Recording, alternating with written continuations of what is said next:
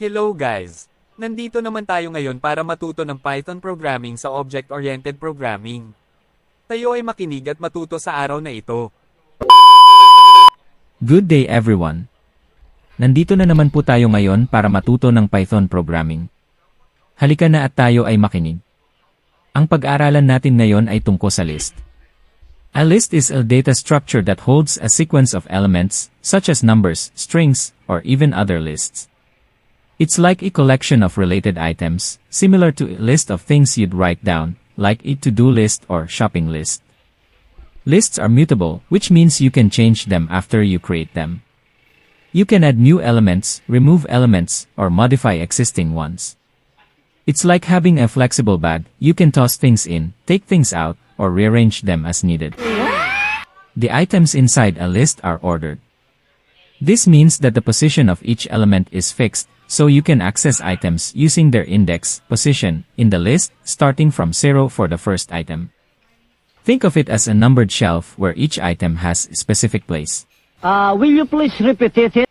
Let's make the definition of a list in a simple term. List is like a container or flexible shopping bag where you can store and organize different items, data, that belong together. This shopping bag can hold various types of items, numbers, text, etc., and you can add, remove, or modify these items whenever you need. Think of it as a dynamic collection of objects that you can change and use throughout your program. Nice. Ngayong araw na ito ay alamin natin paano gamitin ang list sa Python programming.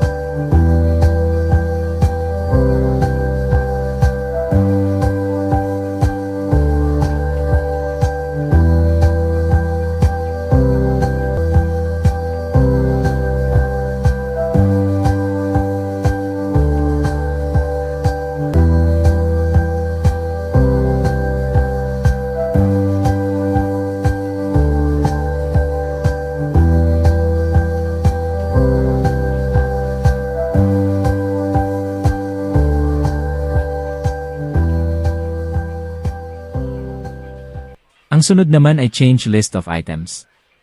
You can specify range of an indexes specifying your start and end of your range.